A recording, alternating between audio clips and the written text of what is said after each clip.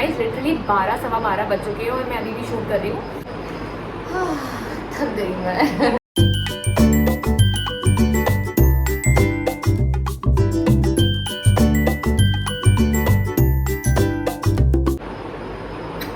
Hello lovely people, welcome back to my another vlog. और आज का व्लॉग होने वाला है कुछ इंटरेस्टिंग, और इंटरेस्टिंग क्या होने वाला है वो मैं आप लोगों को बहुत जल्दी से बता देती हूँ। तो ये व्लॉग होने वाला है हमारी पर्सनल हाइजीन को लेकर। कुछ टिप्स एंड ट्रिक्स हैं जो कि मैं आपके साथ शेयर करूँगी, जिसको करने से आपकी पर्सनालिटी डेवलपमेंट पर भी आप काम कर पाएंगे, साथ ही साथ आप हाइजीन को मेंटेन कर पाएंगे, जो कि आज की डेट में बहुत ही ज़्यादा इम्पॉर्टेंट है। बिना किसी देरी के इस वीडियो को स्टार्ट करते हैं। सो गेट स्टार्टेड। तो हमारा सबसे नंबर 1 जो टॉपिक है वो है आपके हेयर्स, मतलब हमारे हेयर्स, जो कि हमारे लिए बहुत ही इम्पोर्टेंस रखते हैं। मेरे लिए मेरे हेयर्स बहुत इंपॉर्टेंट है, जो कि अभी काफ़ी हेयर फॉल हो रहा है, जिसकी वजह से मैं थोड़ी कंसर्न हूँ और मैं जितनी कोशिश कर सकती हूँ उतनी रेमेडीज़ मैं कर रही हूँ और उससे मुझे कुछ फ़ायदे भी हुए हैं। तो हम बात कर लेते हैं हेयर्स को लेकर हम हाइजीन कैसे मेंटेन कर सकते हैं। तो हेयर्स को लेके हम हाइजीन ऐसे मेंटेन कर सकते हैं कि हमें अपने हेयर्स को ज़्यादा से ज़्यादा साफ़ रखना है और हफ्ते में कम से कम 3 बार शैम्पू करना है अकॉर्डिंग टू योर स्कैल्प। अगर आपकी स्कैल्प ऑयली है तो ऑयली स्कैल्प के अकॉर्डिंग बहुत सारे शैम्पूज़ मार्केट में अवेलेबल हैं, आप उन शैम्पूज़ को यूज़ कर सकते हैं। और अगर आपकी स्कैल्प ड्राई है तो ड्राई स्कैल्प के लिए भी there are so many shampoos in the market available right now. तो आप जाएं और जाके थोड़ा सा सर्च करें अपने स्कैल्प को लेकर। पहले ये डायग्नोज करें कि आपकी स्कैल्प ऑयली है या ड्राई है। तो दोनों स्कैल्प्स को लेकर आप जजमेंट कर सकते हैं और उसके अकॉर्डिंग अपने लिए एक शैम्पू डिसाइड कर सकते हैं।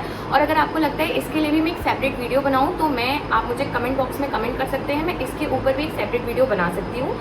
मैं कोशिश करती हूँ कि हफ्ते में 3 दिन शैम्पू करूँ, क्योंकि मतलब मेरी जो स्कैल्प है वो ऑयली है। कोशिश करें, आप 3 बार नहीं कर पा रहे तो कम से कम 2 बार तो बनता है। मेरे बाल एकदम चिपके हैं, ऑयली हैं, प्रॉपर ऑयलिंग करें। ऑयलिंग के साथ हफ्ते में एटलीस्ट 2 बार शैम्पू करें। तो ये था हमारा टिप नंबर 1। हमारा टिप नंबर 2 है हमारे ईयर्स। और ईयर्स या हमारे कान, इसको लेके हमें हाइजीन कैसे मेंटेन करना चाहिए।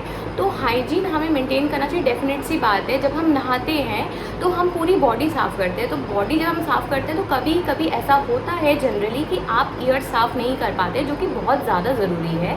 तो आप हमेशा ध्यान रखें, जब भी आप नहा रहे हैं आप अपने ईयर्स को अच्छे से साफ़ कर सकते हैं, क्योंकि हमारे ईयर्स में ये एक एरिया होता है जो कि इसके अंदर का भी पार्ट होता है। अगर ये स्किन आपकी स्किन के अंदर गंदगी कुछ लगी है तो बहुत ही गंदा इंप्रेशन आता है और बहुत गंदा फील होता है, बहुत ही अनहाइजीनिक फील होता है। ऐसे ही हमारे ईयर के अंदर ऑटोमेटिक एक वैक्स जनरेट होती है, तो उस वैक्स को टाइम टू टाइम रिमूव करना भी बहुत इंपॉर्टेंट है। और इस वैक्स को आप एक ईयरबड के मदद से रिमूव कर सकते हैं। तो टिप नंबर 2 यही है कि आप अपने ईयर्स को प्रॉपरली साफ़ रखें। यस, तो हमारी टिप नंबर 3 है, जो कि मोस्ट इम्पॉर्टेंट है, बैड ब्रेथ, मतलब हमारे माउथ से एक गंदी स्मेल आना, और वो किसी भी रीज़न से हो सकता है। तो कुछ लोगों को हेरिडिटी भी होती है, मैं मानती हूँ उस चीज़ को, लेकिन कोशिश करें कि ये जितना कम से कम हो उतना अच्छा है और उतना अच्छा इंप्रेशन ये क्रिएट करेगा सामने वाले पे। अगर कोई आदमी हमसे सामने खड़ा होकर बात कर रहा है तो ही और she should feel comfortable and impressive. तो कभी कभी ऐसा आपने देखा होगा कि हमारी जो टंग होती है, तो हमारी टंग पे ना एक वाइट लेयर जमा हो जाती है। जब हम सुबह उठते हैं तो आपने नोटिस करा होगा, ब्रश करने के टाइम पे एक वाइट लेयर होती है, जिसको हमें रिमूव करना बहुत ही ज़्यादा इंपॉर्टेंट है। आप प्रॉपरली ब्रश करें और कोशिश करें कि दिन में 2 बार ब्रश करें। एक मॉर्निंग रूटीन बनाएं और एक नाइट में खाने के बाद सोने से पहले आप ब्रश करें प्रॉपर। और एक टंग क्लीनर की मदद से आप अपनी टंग को ऐसे अंदर तक उसको प्रेस करके आप पूरी टंग को क्लीन कर सकते हैं। इससे आपकी टंग भी क्लीन रहेगी, प्लस आपका माउथ क्लीन रहेगा। बैड ब्रेथ वाली प्रॉब्लम लोगों के साथ होती है, ये भी नहीं होगी। और ये टंग क्लीनर भी आजकल मार्केट में इजीली अवेलेबल है, और आजकल तो ब्रश के पीछे ही टंग क्लीनर रखकर आता है, तो आप वो भी यूज़ कर सकते हैं। अलग से चाहें तो टंग क्लीनर खरीद भी सकते हैं, हर प्लेटफॉर्म पे ये बहुत ही ईजिली अवेलेबल है। तो हमारी 4th टिप है हमारे ब्रेस्ट।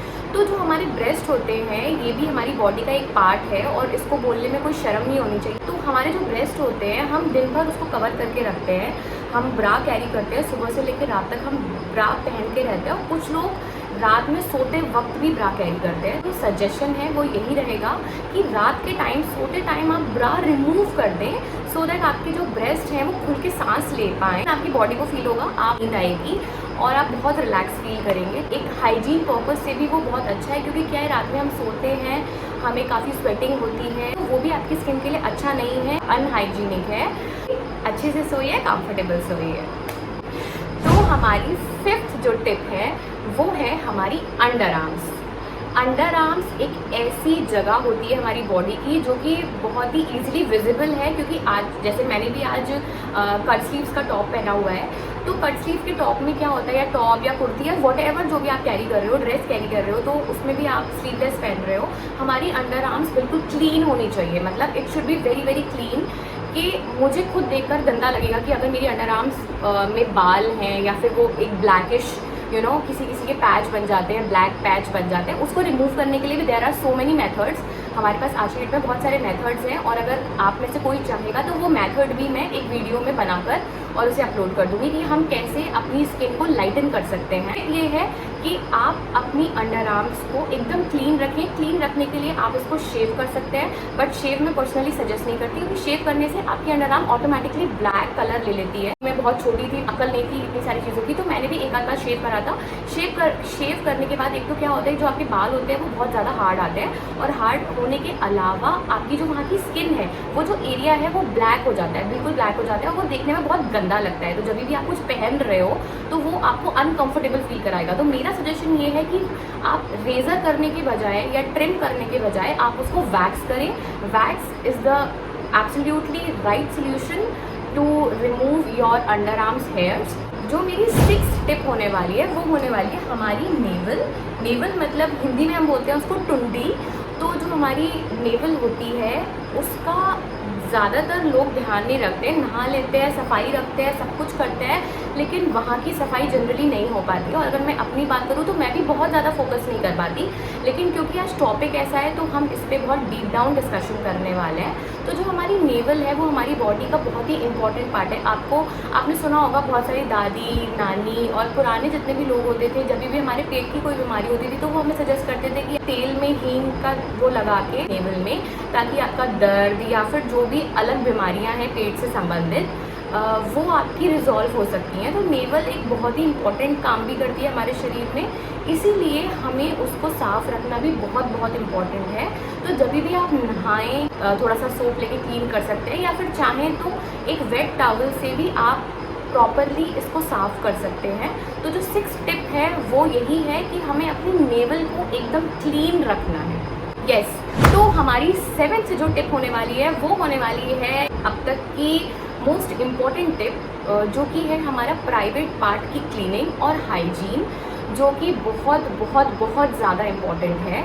हर लड़की के लिए ये चीज़ ध्यान में रखना बहुत इम्पॉर्टेंट है कि जो हमारे प्राइवेट पार्ट पे हेयर्स होते हैं हमें उसे प्रॉपरली क्लीन करके रखना है। कुछ लोग क्या होता है कि बहुत ज़्यादा उसको ग्रो कर लेते हैं और वो बहुत ज़्यादा इचिंग का कारण बन जाता है। कभी कभी उसकी वजह से वहाँ पे काफ़ी सारे रैशेज़ हो जाते हैं, और पीरियड्स टाइम में लड़कियों को वहाँ पर कुछ दाने या फिर कुछ पिंपल्स हो जाते हैं, जिसकी वजह से वो काफ़ी इरिटेशन का पार्ट बन जाता है। तो हमें ये ध्यान रखना है कि हम उस एरिया को प्रॉपरली क्लीन रखें। क्लीन करने के लिए मैं आपको ये सजेस्ट नहीं करूँगी आप जाइए और जाके उसको वैक्स कर लीजिए, क्योंकि वो एक बहुत ही पेनफुल मेथड है और हर कोई उसको ऑप्ट नहीं करता है। तो यही सजेस्ट करूँगी कि आप उसको प्रॉपरली ट्रिम रखें। भी इंटीमेट वॉशेज़ आते हैं आजकल हमारे मार्केट में अवेलेबल हैं। मैं खुद इंटीमेट वॉश यूज़ करती हूँ, तो मैं आप लोगों को भी वही सजेस्ट करूँगी कि प्रॉपरली उस एरिया को क्लीन करने के लिए आप ट्रिम कर सकते हैं, या फिर चाहें तो रेज़र भी कर सकते हैं। वैसे रेज़र के बाद जब छोटे छोटे बाल आते हैं तो वो काफ़ी इरिटेशन वाला पार्ट होता है। आप ये ध्यान रखिएगा कि आपकी स्किन में कट ना लगे, और आप बहुत ध्यान से उस एरिया को ट्रिम करें और क्लीन रखें। प्लस एक इंटीमेट वॉश आप अपनी स्किन को सूट करते हो या तो आप वो भी कैरी कर सकते हैं, और उसको यूज़ करके आप उस पार्ट को एकदम हाइजीनिक रख सकते हैं।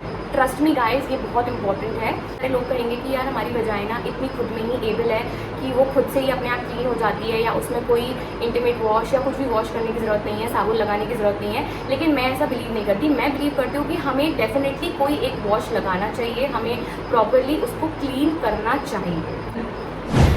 यस, तो गाइज मेरी जो 8th टिप है हाइजीन कैरी और हाइजीन मेंटेन करने के लिए, वो है हमारे नेल्स की क्लीनिंग। मतलब हमारे जो फिंगर्स के नेल्स होते हैं और जो हमारे पैरों के नेल्स होते हैं उनको प्रॉपरली क्लीन रखना चाहिए आपको। आपने देखा होगा बहुत सारे लोग ऐसे होते हैं जिनके नाखून बड़े होते हैं और लिटरली उसमें बहुत ज़्यादा गंदगी भरी होती है। मतलब यहाँ से तो ठीक लग रहे होते हैं, लेकिन जब आप उनके अंदर वाला एरिया को कभी चेक करोगे या देखा होगा अगर आपने किसी को, तो वो लिटरली बहुत ज़्यादा गंदे होते हैं और वो देखने में बहुत ज़्यादा अनहाइजीनिक लगते हैं कि हम उसी हाथों से खाना बना रहे हैं, हम आटा गूंद रहे हैं। तो ये थी हमारी टिप नंबर 8। तो फटाफट से चलते हैं हमारी टिप नंबर 9 पे। तो 9 हमारी टिप है, हम अक्सर क्या करते हैं कि हम एक जो कपड़ा अगर आज हमने पहना है वो हमने कहीं घड़ी करके रख दिया या फिर हमने दरवाजे के पीछे लटका दिया और अभी 2-4 दिन बाद मुझे अगर कहीं जाना है तो मैंने उसी कपड़े को रिपीट कर लिया, जो कि हमें बिल्कुल नहीं करना चाहिए। टिप नंबर 9 है वो यही है कि आप रिपीट मत करें। जो क्लोथ्स आप एक बार पहन चुके हैं, उसमें पसीना भी आया है, उसमें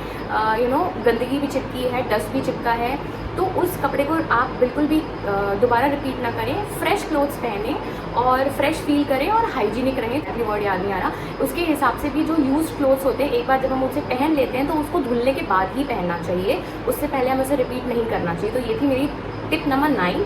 अब फटाफट से हम कंप्लीट कर लेते हैं अपनी टिप नंबर 10, जो कि है आपकी नोज़ की हाइजीन। कुछ लोग आपने देखा होगा बहुत गंदी गंदी उनकी नोज़ के अंदर भी गंदगी चिपकी होती है और पूरी सारी नाक भरी होती है, तो वो बिल्कुल नहीं होना चाहिए गाइज। आप लोग प्लीज़ में अपनी नोज़ को एकदम क्लीन रखना चाहिए। कुछ लोग तो आजकल नोज़ की वैक्सिंग भी करा लेते हैं, मैं वो आपको सजेस्ट नहीं करूँगी, लेकिन फिर भी आप नहाते टाइम प्रॉपरली उसको क्लीन करके आप उसको क्लीन करें, पानी से क्लीन करें और जैसे आपको ठीक लगता है वैसे आप क्लीन करें। लेकिन येस, ये भी एक बहुत ही इंपॉर्टेंट फैक्टर है, हमारी हाइजीन का एक बहुत ही इंपॉर्टेंट पार्ट है। तो टिप नंबर 10 यही थी कि हमें अपनी नोज़ को क्लीन रखना चाहिए। और बहुत सारे हेयर्स कभी कभी किसी के बाहर निकल के आ रहे होते हैं और बहुत ही गंदा दिखाई देता है, तो इस चीज़ से हमें बचना चाहिए और इस चीज़ को हमें अच्छा रखना चाहिए, साफ़ रखना चाहिए।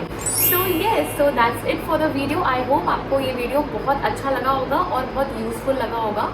आपको कुछ भी मुझसे शेयर करना है तो आप प्लीज़ कमेंट बॉक्स में जाके कमेंट कर सकते हैं, शेयर कर सकते हैं। वीडियो अच्छी लगी हो तो आप लाइक कर सकते हैं और मेरे चैनल को सब्सक्राइब कर सकते हैं। और thank you very much for watching this video. आपने इतना टाइम इन्वेस्ट किया, आपने पूरा वीडियो देखा, उसके लिए थैंक यू। और आप लोग अपना ध्यान रखें। अभी टाइम हो रहा है गाइस, लिटरली 12-12:15 बज चुके हैं और मैं अभी भी शूट कर रही हूँ। आप अपना सेहत का ध्यान रखें, अच्छे से रहें और हाइजीन का प्रॉपर ध्यान रखें। इन सारे टिप्स को फॉलो करें और मज़े से रहें, खुश रहें, मस्त रहें। So till then take care of yourself, bye bye, love you.